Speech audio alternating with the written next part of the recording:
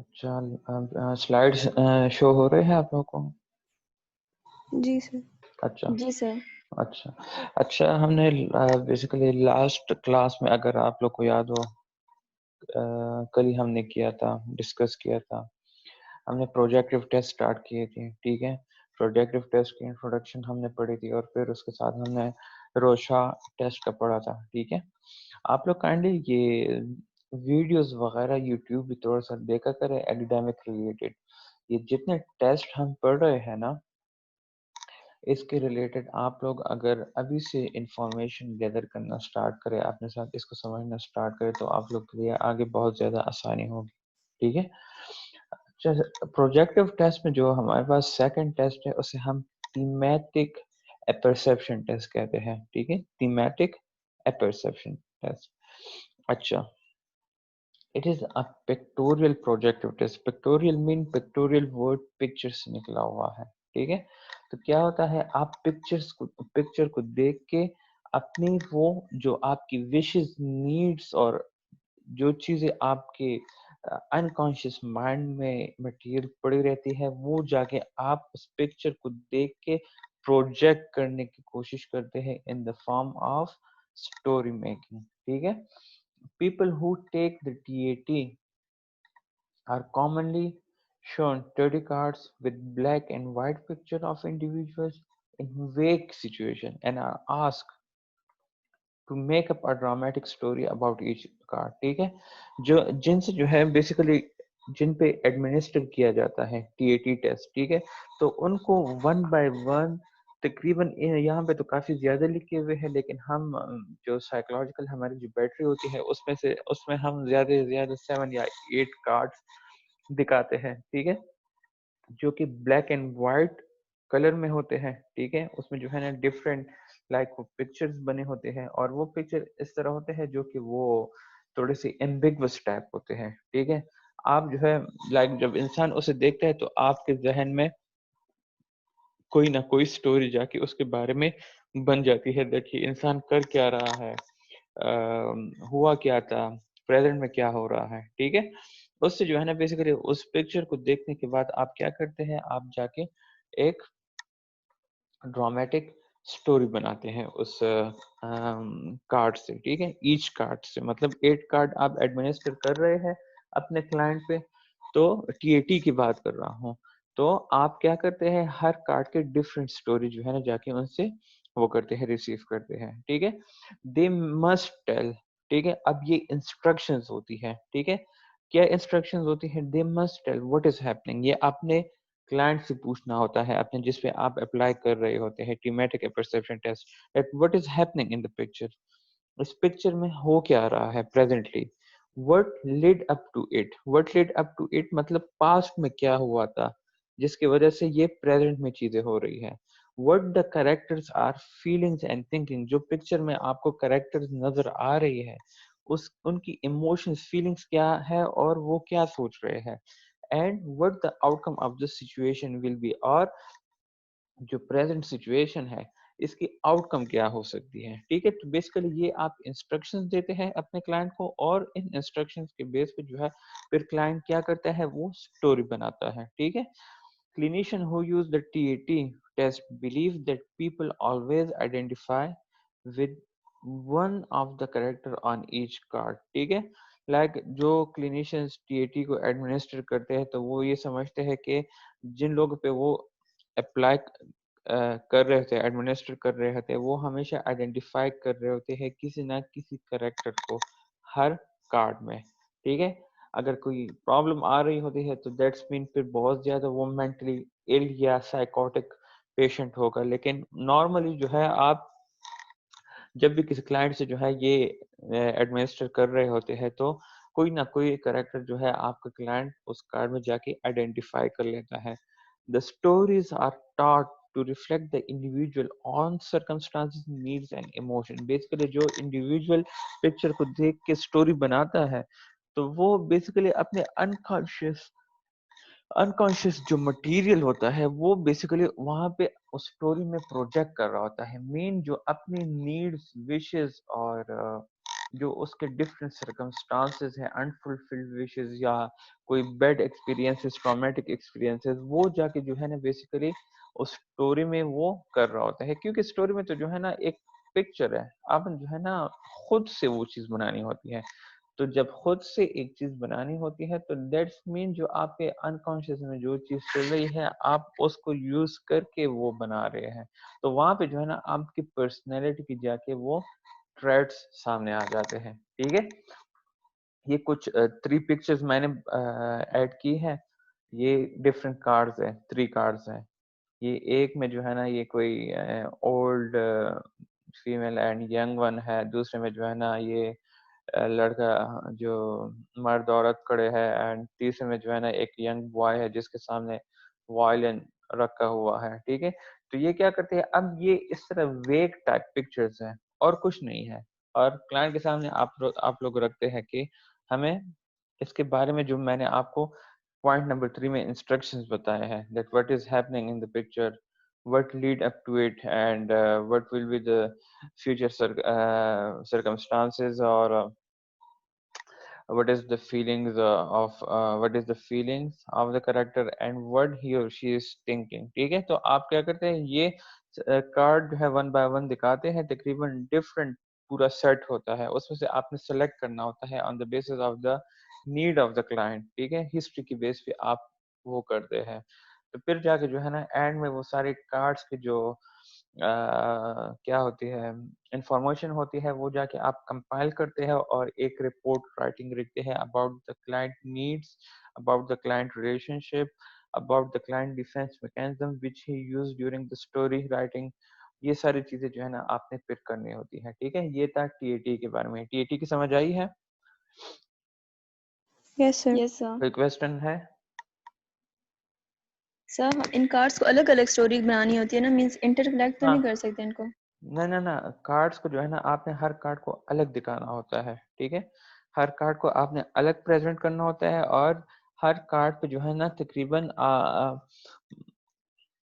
Different stories बनानी होती है। और फिर 8 कार्ड्स आपने सेलेक्ट किए होते हैं या 9 कार्ड सेलेक्ट होती है। फिर उन 8 9 कार्ड्स सबको जो है ना आपने कंपाइल करना होता है इंफॉर्मेशन को। और फिर उन कंपाइलेशन के बेस पे जो है ना आप लोग क्या करते हैं, आप लोग इंटरप्रिटेशन करते हैं अपने उस क्लाइंट की पर्सनैलिटी की असेसमेंट की। ठीक है, अब ये हो गई है जैसा रोशा हमने पढ़ा था। रोशा में भी जो है ना डिफरेंट कार्ड्स होते हैं, डिफरेंट कार्ड्स के रिस्पॉन्सेज आप कंपाइल कर लेते हैं, फिर जाके रोशा की इंटरप्रिटेशन करते हैं। ठीक है, इस तरह आगे जाके सेंटेंस कंप्लीशन है। सेंटेंस कंप्लीशन में क्या होता है, it was developed in 1920s by Payne. ठीक है, और इसमें बेसिकली क्या करना होता है, the test taker completes a series of unfinished sentences. ठीक है, सेंटेंस कंप्लीशन में जो है ना बेसिकली आप जो क्लाइंट को जो एडमिनिस्ट्रेट कर रहे होते हैं, मेरे पास ये सारे पढ़े हुए हैं बट अनफॉर्चुनेटली हाँ शॉर्ट फॉर्म में नहीं था, तो हम इंशाल्लाह 6 सेमेस्टर में पढ़ेंगे। फिर मैं आपको जो है ना वहाँ पे क्लासेस में दिखा दूंगा ये टेस्ट सारे वगैरह। अच्छा, तो इसमें क्या है, अब सेंटेंस कंप्लीशन में आई विश, आई विश के बाद डॉट्स है। आपने जो है ना सेंटेंस कंप्लीट हो करना होगा। My father dash my school, फिर ये डॉट्स। अच्छा, फिर जो है day time, at day time dash, at night time dash, in college dash. ठीक है, तो इस तरह सारे जो है ना ये डिफरेंट वर्ड्स दिए होते हैं जिसमें से जो है ना आपने सेंटेंस कंप्लीट करने होते हैं। अब इसमें डिपेंड करता है आपके लेंथ ऑफ द सेंटेंस पे, आपके लेंथ ऑफ द सेंटेंस पे भी डिपेंड करता है इंटरप्रिटेशन। आपके जो आपने जो अल्फाज यूज किए होते हैं, मतलब जो आई विश, क्या विश के बाद जो चीज आपने बेसिकली लिखी होती है, वो सारी चीजें जो है ना बेसिकली आपके अनकॉन्शियस माइंड को रिप्रेजेंट कर रही होती है। क्योंकि ये आई विश के बाद जो चीजें आ रही होती है ये आपके अनकॉन्शियस मटेरियल को रिप्रेजेंट कर रहा होता है। ठीक है, तो ये भी जो है ना एक किस्म के लिए प्रोजेक्टिव, सेमी प्रोजेक्टिव टेस्ट आप लोग कह सकते हैं इसे। ठीक है, इसे एक एक है राउटर सेंटेंस कंप्लीशन टेस्ट का जो है, इसमें आता है आपके पास RISB, router incomplete sentence RISB blanks, ठीक है, राउटर इनकम्प्लीट सेंटेंस ब्लैंक्स, ये टेस्ट का नेम है, ठीक है। तो बेसिकली सेंटेंस कंप्लीशन के लिए जो है ना हम RISB यूज करते हैं, और वो एक सेमी प्रोजेक्टिव टेस्ट हमें उसे कह सकते हैं, ठीक है। बेसिकली ये टेस्ट आपको जो है ना क्या करता है, आपको जो है ना एक डिस्कशन के लिए वो देता है, व्यू देता है, ठीक है, जिसके बेस पे जो है ना आप एक क्विक और इजी वे के बेस पे जो है ना टॉपिक की एक्सप्लोरेशन को जाके अंडरस्टैंड कर पाते हैं। डेट क्लाइंट की कॉलेज लाइफ में क्या हुआ था, क्लाइंट के क्लाइंट के कॉलेज लाइफ में क्या हुआ था, क्लाइंट के स्कूल लाइफ में क्या हुआ था। अच्छा, क्लाइंट के ये जो यहाँ पे मैंने लिखा हुआ है आई विश, ठीक है, तो ये आई विश बेसिकली समटाइम ये उस उन विशेस को भी रिप्रेजेंट कर रही होती है जो कि एक बंदे की अनफुलफिल्ड होती है, ठीक है। समटाइम ये नीड्स को भी रिप्रेजेंट कर रही होती है, दैट नीड फॉर अचीवमेंट है। अच्छा, TAT में ये याद रखिए दैट आपके जो नीड्स है वो भी वहां पे शो हो सकते हैं, need for achievement, need for interpersonal relationships हो गई है, एफिलिएशन जिसे हम कहते हैं, इस तरह जो नीड फॉर अचीवमेंट था, नीड फॉर एफिलिएशन था, वो थर्ड वन कौन सा नीड था, याद है कुछ?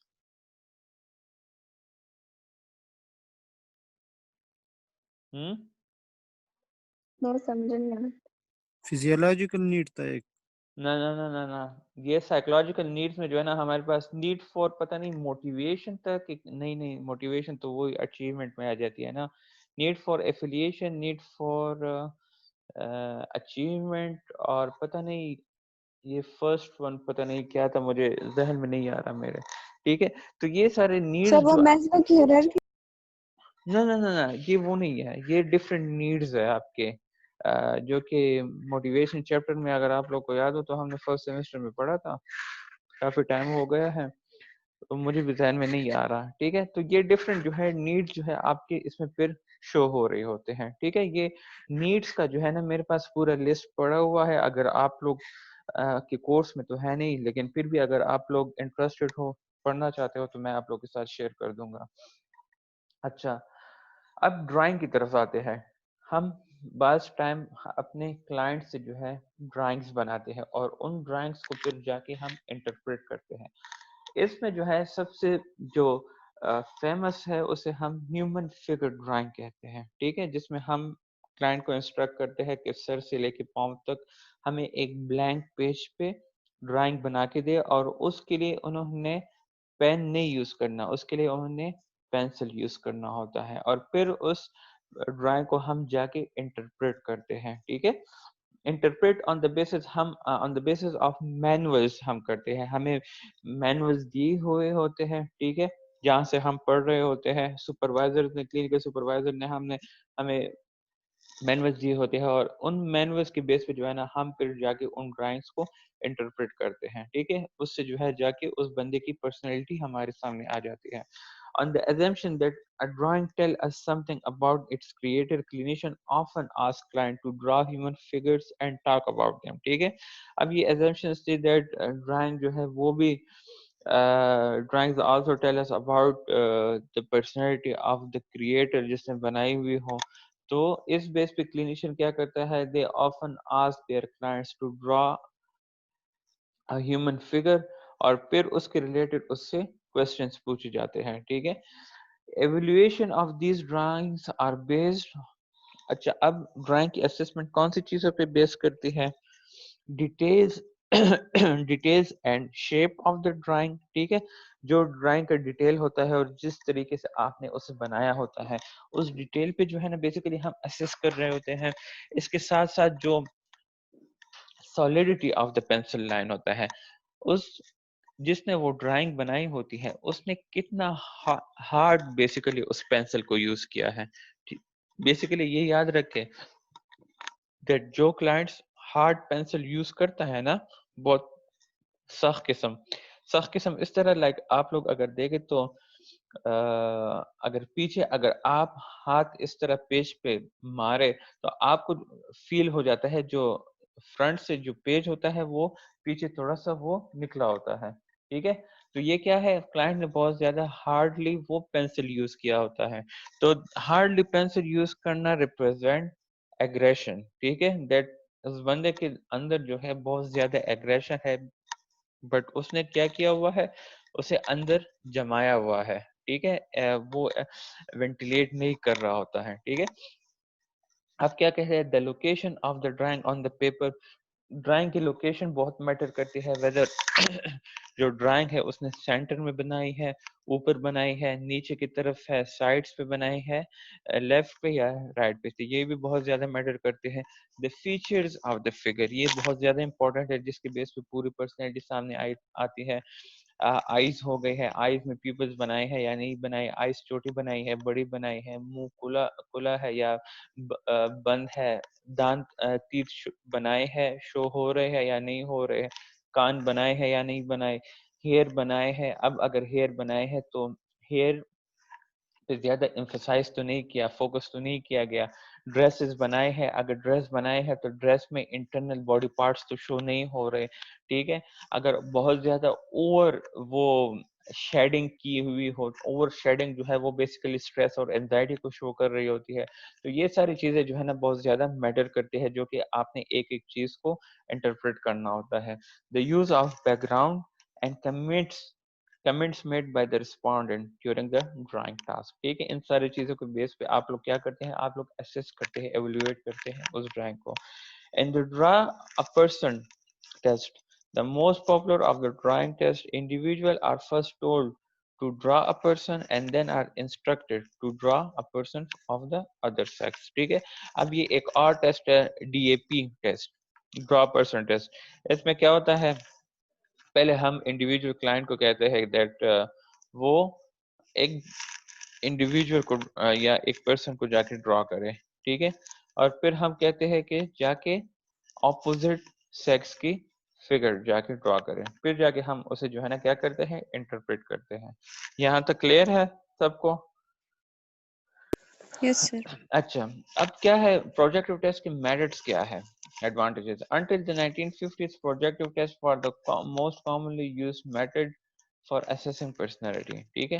In recent years, however, clinicians and researchers have relied on them largely to gain supplementary insight, ठीक है। अब 1950s में तो ये था that it was used by psychodynamicians, और साइकोडायनेमिक्स वालों ने इसे यूज किया था प्रोजेक्टिव टेस्ट को, किस चीज के लिए, पर्सनैलिटी के असेसमेंट के लिए। बट नाउअडेज अगर हम देखें तो clinician and researchers basically they relied on projective test किस चीज के लिए, to gain additional information about the client, ठीक है। One reason for this shift is that practitioners who follow the newer models uh, who follow the newer models have less use for the test than dynamic clinicians do, ठीक है। एक point तो ये है that जो clinician है वो क्या करते हैं, वो बेसिकली इनकी ये शिफ्ट ये भी है that बेसिकली न्यू मॉडल्स की तरफ, दैट उनके जो इंटरेस्ट लेवल था वो बहुत ज्यादा कम हो गया था as compare to psychodynamic clinician, क्योंकि साइकोडायनेमिक क्लिनिशियन बिल्कुल इसी पे फोकस करते थे प्रोजेक्टिव टेस्ट पे, ठीक है, पर्सनैलिटी असेसमेंट के लिए। लेकिन जो अदर मॉडल्स वाले हैं वो क्या करते हैं, उनकी इंटरेस्ट इसलिए कम होती है कि वो सिर्फ एडिशनल इंफॉर्मेशन के लिए उसे यूज कर लेते हैं, बट साथ में जो बाकी टेस्ट है लाइक पर्सनैलिटी इन्वेंटरीज है, रिस्पॉन्स इन्वेंटरीज है, और इंटेलिजेंस टेस्ट है, न्यूरोलॉजिकल टेस्ट है, उन टेस्ट को, उन सारे टेस्ट को भी जो है क्या करते हैं, साथ ले जाते हैं, ठीक है। Even more important, the tests haven't consistently shown much reliability or validity. इसके बावजूद अगर हम देखें प्रोजेक्टिव टेस्ट काफी ज्यादा आजकल भी पॉपुलर है, लेकिन इसके बावजूद उसकी जो रिलायबिलिटी और वो वैलिडिटी है वो इतनी कुछ खास नहीं है जितने और टेस्ट के हैं। In reliability studies, different clinicians have tended to score the same person projective test quite differently, ठीक है। अगर हम रिलायबिलिटी स्टडीज में देखें तो सेम पर्सन के जो प्रोजेक्टिव टेस्ट थे वो क्या थे, एक टाइम में एक इंटरप्रिटेशन उनकी आती है, सेकंड टाइम पे उनकी इंटरप्रिटेशन चेंज होती है। प्रोजेक्टिव टेस्ट में जो है ना एक डीमेरिट ये है। सेकंड डीमेरिट क्या है, when clinician try to describe a client validity, second जो डीमेरिट है वो वैलिडिटी रिलेटेड है।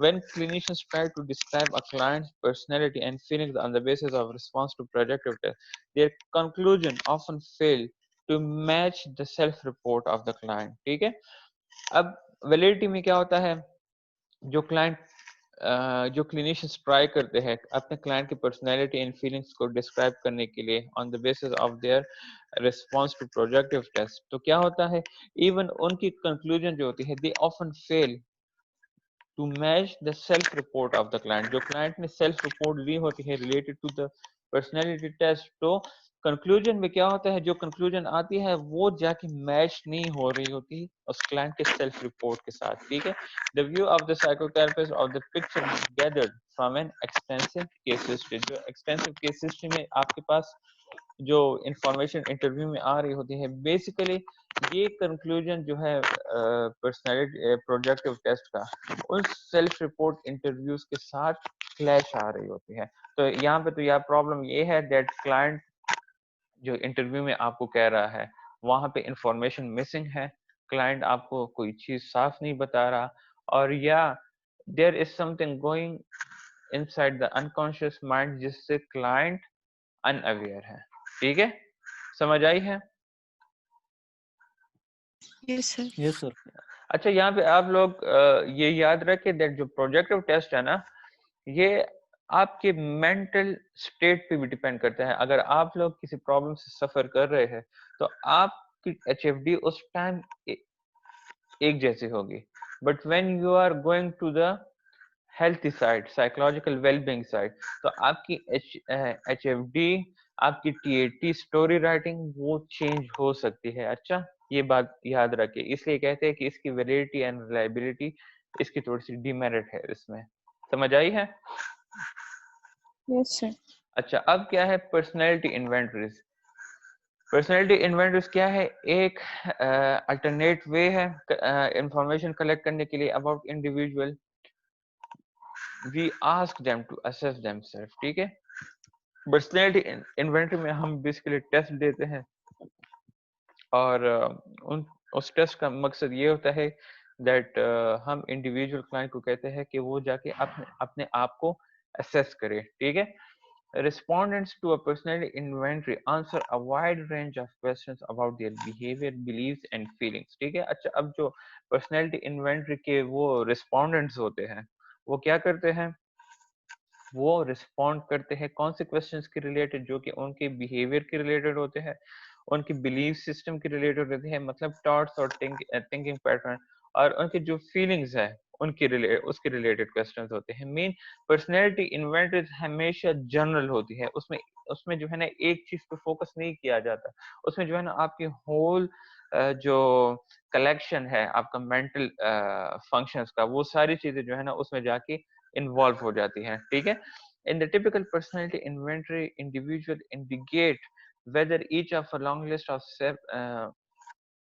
statement applies to them। take basically जो personality inventories होते हैं उसमें individual ये देखता है कि जो long list of statement या जो questionnaires वगैरह उनको provide किए जाते हैं whether वो उन पे apply होती भी है या नहीं होती। ठीक है, और उस application के बेस पे वो क्या करते हैं, वो जाके respond करते हैं to the questions। ठीक है, जो उनको options दी होती है 2-3, हर question के नीचे 3-4 options होते हैं, उसमें जाके choose करते हैं फिर। अच्छा, clinician then use the responses to draw conclusion about the personality and psychological well-being। ठीक है, जब personality inventory individuals को हम देते हैं तो उसके बाद क्या होता है, उसके बाद जो responses हमें इंडिविजुअल से मिल जाते हैं उस क्वेश्चंस के रिलेटेड, तो क्लिनिकल साइकोलॉजिस्ट क्या करते हैं, वो कंक्लूजन्स ड्रॉ करते हैं। ठीक है, कंक्लूजन्स ड्रॉ करते हैं अबाउट द पर्सनैलिटी। जो क्लाइंट ने हमें रिस्पांस दी होती है उस क्लाइंट की पर्सनैलिटी एंड साइकोलॉजिकल वेलबींग के रिलेटेड वो जाकर फिर कंक्लूजन ड्रॉ करता है। ठीक है, जो अभी पर्सनैलिटी इन्वेंटरीज में सबसे इम्पोर्टेंट जो इन्वेंटरी है वो है मिनेसोटा मल्टीफेसिक पर्सनैलिटी इन्वेंटरी, MMPI जिसे हम कहते हैं, मिनेसोटा मल्टीफेसिक पर्सनैलिटी इन्वेंटरी। ठीक है, अब मिनेसोटा पर्सनैलिटी इन्वेंटरी के 3-4 मेरे ख्याल में 3-4 वो हुए हैं वर्जन्स, ठीक है। इसमें जो ओरिजिनल वर्जन था वो था 1945 में पब्लिश हुआ था, और फिर 1989 में जो है उसका सेकंड वर्जन आया था जिसे हम MMPI 2 कहते हैं।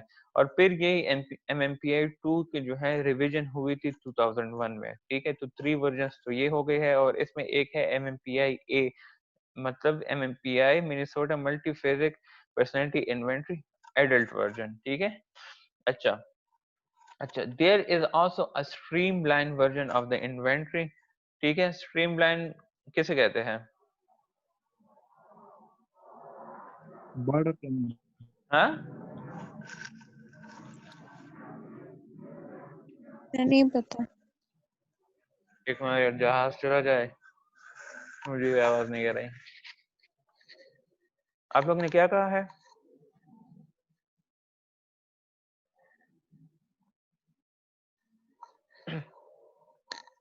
स्ट्रीमलाइन मतलब है जो अपडेटेड वर्जन होता है, मॉडर्नाइज्ड वर्जन, ठीक है। There is also a streamline version, मतलब updated version, modernized version of the inventory, जिसे हम कहते हैं MMPI 2 रिस्ट्रक्चर्ड फॉर्म, ठीक है। और ये MMPI 2 रिस्ट्रक्चर्ड फॉर्म जो है ये कब जाके डेवलप हुआ था? ये 2008 में डेवलप हुआ था, ठीक है।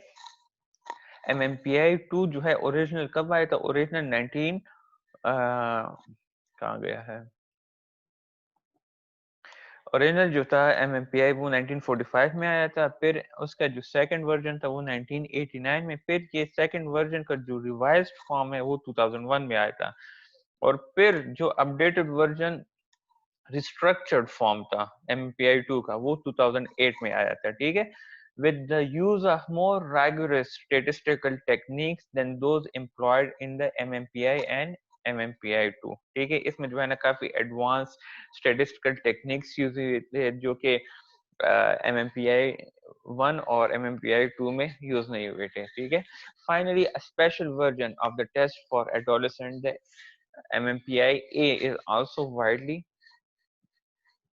widely used, ठीक है। तो मतलब MMPI की तकरीबन 5 वर्जन्स अभी तक आए हैं: MMPI, MMPI 2, MMPI revise version in 2001, MMPI restructured form in 2008, और ये MMPI एडोलेसेंट वर्जन, ठीक है, जो कि वाइडली यूज हुआ है। अच्छा, अब MMPI में जो है टोटल 500 सेल्फ स्टेटमेंट्स है, मतलब टोटल 500 क्वेश्चंस है उसमें। सेल्फ स्टेटमेंट्स मीन आपने खुद जाके लेबल करना होगा कि आप कितने हद तक अपने उस क्वेश्चन से इत्तेफाक करते हैं। लाइक जो रिस्पॉन्स है, जो क्वेश्चन है, आप उसके रिलेटेड ट्रू रिस्पॉन्ड करते हैं, फॉल्स रिस्पॉन्ड करते हैं, या कैन नॉट से। वहां पे थर्ड ऑप्शन लिखा हुआ है कैन नॉट से, मतलब आप वो नहीं है, या you you you don't want to share, या आप बाखबर नहीं है, ठीक है। The statement cover issues ranging from physical concern to mood, sexual behaviour and social activities. अब जो 500 सेल्फ स्टेटमेंट्स है ये कवर करता है कौन सी चीजों को? आपकी फिजिकल कंसर्न्स को, आपकी मूड को, आपके सेक्सुअल बिहेवियर को, और आपकी सोशल एक्टिविटीज को। और ये 500 self statement basically 10 clinical scales को जो है जाके कवर अप करता है, ठीक है। मीन इसमें जो है ना 10 क्लिनिकल स्केल्स इन्वॉल्व है, और ईच ऑफ स्केल को जो है हम क्या करते हैं? स्कोर करते हैं from 0 to 120। If each scale पे क्या होता है? स्कोर 70 से अबव आ जाए तो that's mean their function on that scale is deviant. Deviant को तो जानते हैं ना? Yes sir. Yes, sir. Deviant मतलब डिफरेंट। डिफरेंट, या वो जो है अपने उस नॉर्मल फंक्शन से क्या है हट कि जाता है। हट जाता है, ठीक है। मतलब अब डिप्रेशन वाला स्केल भी इसमें है, ठीक है। तो डिप्रेशन वाले स्केल पे अगर इसका आ जाता है 70 से ऊपर, तो that's mean there is depressive personality trait in that person. अब हाइपोकॉन्ड्रियासिस वाले हैं, हाइपोकॉन्ड्रियासिस वाले अगर 70 से ऊपर आ जाता है तो हम कहते हैं that's mean that there is some traits, या that person is prone to have hypochondriasis symptoms in the future. hypochondriasis जो है illness anxiety को कहते हैं. illness anxiety वो बीमारी है like आप हमेशा इस फेयर में होते हैं कि मुझे ये ना हो जाए, मुझे वो ना हो जाए, गले में थोड़ी सी भी खारिश या दर्द हो जाती है, आप सर्च करते हैं दैट ये गूगल पे दैट गले का कैंसर ना हो, और ये सारी चीजें जो है ना आपकी इलनेस एंजाइटी में आती हैं. ठीक है, तो ये जो है आपके 10 स्केल्स होता है, और हर स्केल को हम 0 to 120 स्कोर करते हैं. अगर स्कोर 170 से ऊपर आ जाता है ईच स्केल पे, हर स्केल का जो है अलग अलग है, तो दैट्स मीन वो बंदा क्या कर रहा है, उस स्केल पे डिविएट कर रहा है. ठीक है, when the 10 scale score are considered side by side, जब हम 10 स्केल स्कोर्स को वो करते हैं, साइड बाय साइड करते हैं, कंपाइल करने की कोशिश करते हैं, तो बेसिकली वो 10 स्केल्स हमें क्या करती है, वो हमें एक प्रोफाइल देती है जिसमें जो है हमें पता चलता है उस क्लाइंट की पर्सन की जो है जनरल पर्सनैलिटी के बारे में. ठीक है, अब ये 10 स्केल्स कौन से हैं आपके पास, हाइपोकॉन्ड्रियासिस है. हाइपोकॉन्ड्रियासिस आपको क्या शो करती है, items showing abnormal concern with bodily functions. ठीक है, for example I have chest pain several times a week. ठीक है, I have chest pain several times a week, तो वो क्या करता है, वो कार्डियोलॉजिस्ट के पास जाता है, कार्डियक सर्जरी वालों के पास जाता है दैट मुझे कोई हार्ट अटैक ना हो जाए. वो अपने जो बॉडी सिम्टम्स को जो है एबनॉर्मली मिस इंटरप्रेट कर रहा होता है. इसे बेसिकली हम हाइपोकॉन्ड्रियोसिस कहते हैं या इलनेस एंजाइटी कहते हैं. डिप्रेशन के आइटम्स आपको क्या शो कर रहे होते हैं, एक्सट्रीम पेसिमिज्म शो करता है एंड होपलेसनेस. ये डायलॉग्स है, I often feel hopeless about the future. तो ये यस भी हो सकता है, ट्रू भी हो सकता है, फॉल्स भी हो सकता है, कैन नॉट से भी हो सकता है. ये डिपेंड करता है उन पे जो रिस्पॉन्ड करता है. हिस्टीरिया क्या रिप्रेजेंट करती है, items suggesting that the person may use physical or mental symptoms as a way of unconsciously avoiding conflicts and responsibilities. ठीक है, जो अनकॉन्शियसली आपकी जो कन्फ्लिक्ट्स चल रही होती है, या जो अनकॉन्शियसली आप रिस्पॉन्सिबिलिटीज को अवॉइड करने की कोशिश कर रहे होते हैं, तो बेसिकली वो जो एनर्जी जो है आपकी in the form of physical या मेंटल सिम्टम्स आ जाती हैं. तो इसमें जो है ना समटाइम जो क्लाइंट होता है उसकी वो भी स्टार्ट हो सकती है, ये पैरालिसिस मीन हाथ का काम छोड़ना, पैर का काम छोड़ना, लेकिन उसकी जो है ना साइकोलॉजिकल कॉज होती है, वो ठीक हो जाता है वो बंदा फिर. ठीक है, अच्छा इसमें जो है जुबान का बारी होना, ठीक है, आंखों का ये आईसाइट का जाना, ये हियरिंग लॉस हो गया है, बट ये फॉर द टाइम बीइंग होता है. जब वो स्ट्रेस वगैरह साइकोलॉजिकल प्रॉब्लम्स जैसे ही कम होते हैं, तो वो आपकी जो प्रॉब्लम है ऑटोमेटिकली सॉल्व होती रहती है. ठीक है, हिस्टीरिया को हम डीएसएम में जो है फंक्शनल न्यूरोलॉजिकल सिम्पटम डिसऑर्डर कहते हैं. ठीक है, इसे हम कन्वर्जन डिसऑर्डर भी कहते हैं हिस्टीरिया को. अच्छा, साइकोपैथिक डेविएट जो है ये आपके सोशल उससे रिलेटेड है. जब आप जब लोगों को लगता है कि आप सोशल या कल्चरल नॉर्म से डिविएट हो रहे हैं, तो लोगों के क्या कमेंट्स आते हैं. तो यहाँ पे मैंने एक वो लिखा हुआ है, my activities and interest are often criticized by others. जो आपके सराउंडिंग पे पीपल है, वो आप पे क्या कमेंट्स करते हैं, उनकी आपकी परसेप्शन उनकी परसेप्शन जो आपकी रिलेटेड बनी है वो क्या है. बेसिकली साइकोपैथ डिविएट में जो है ना आपको सारे रिस्पॉन्सिबल वो लिख रहे होते हैं. Masculinity and femininity, masculinity and femininity में बेसिकली आपके वो क्वेश्चंस आ जाते हैं जो आपके जेंडर को सेपरेट करती है. मेल एंड फीमेल रिस्पॉन्स इसमें आ जाते हैं. ठीक है, इसके बाद है पैरानोया. पैरानोया जो है बेसिकली शक को कहते हैं. ठीक है, तो इसमें वो सारे आइटम्स जो आपके आ जाते हैं जो कि आपके शक व शोबे को या आपके जो फॉल्स बिलीफ है जिसे हम डिल्यूजन्स कहते हैं, उसे जाके जो है हम मेजर करते हैं. There are evil people trying to influence my mind. ठीक है, इस तरह के क्वेश्चंस होते हैं इसमें. साइकेस्थेनिया में जो है, जो वहम के रिलेटेड क्वेश्चंस होते हैं, वहम बीमारी नहीं है जिसे हम ऑब्सेसिव कंपल्सिव डिसऑर्डर कहते हैं। ऑब्सेशंस कहते हैं रिपीटेटिव थॉट्स को, कंपल्शंस कहते हैं रिपीटेटिव एक्शंस को, या एबनॉर्मल फियर जिसे हम फोबियास कहते हैं। गिल्ट एंड इंडिसिसिवनेस मतलब एक चीज को आप ले लेते हैं बट जाके अपने पास रख लेते हैं, लाइक आपको उस चीज की जरूरत भी नहीं होगी बट आपके पास पड़ी रहते हैं। तो इस तरह के, लाइक मैंने ये example, I save nearly everything I buy even after I have no use for it, ठीक है। तो साइकेस्थेनिया में जो है ना, आपके पास इस तरह के आइटम्स आ जाते हैं जो कि क्लाइंट ने रिस्पॉन्ड करना होता है MMPI में। स्किज़ोफ्रेनिया में जो है ना, आपके पास बिजार और अनयूजुअल थॉट्स और बिहेवियर के रिलेटेड क्वेश्चंस होते हैं, like things around me don't seem real। तो डोंट सीम रियल जब आ जाती है तो बेसिकली इसमें जो है ना, आपका देखा जाता है दैट आपकी अपनी रियलिटी की, आप अपनी रियलिटी के साथ कितने हद तक इन टच है, ठीक है। हाइपोमेनिया या मेनिया के जो वो है questions, items that show emotional excitement over activity and flight of ideas, ठीक है, ये हाइपोमेनिया में आ जाती है। ये भी एक बीमारी है जिसे हम बाइपोलर डिसऑर्डर कहते हैं, और इसमें जो है at a time manic and depression both symptoms हो सकते हैं। फ्लाइट ऑफ आइडियाज मीन आप क्वेश्चन एक पूछते हैं, वो रिस्पॉन्स स्टार्ट कर लेता है, एकदम वो दूसरे टॉपिक की तरफ चला जाता है, ये है फ्लाइट ऑफ आइडियाज, ठीक है। सोशल इंट्रोवर्जन में बेसिकली शाइनेस और लिटिल इंटरेस्ट इन पीपल और इनसिक्योरिटीज के रिलेटेड क्वेश्चंस होते हैं, ठीक है। ये आपके पास वो 10 स्केल्स है जो कि आपकी MMPI 2 को या MMPI एडोलसेंट को वो करते हैं, कवर अप करते हैं। अच्छा, ये लिंक खत्म हो रहा है, मैं सेकंड लिंक आपके साथ शेयर करता हूँ, फिर स्लाइड नंबर 10 से स्टार्ट कर लेंगे।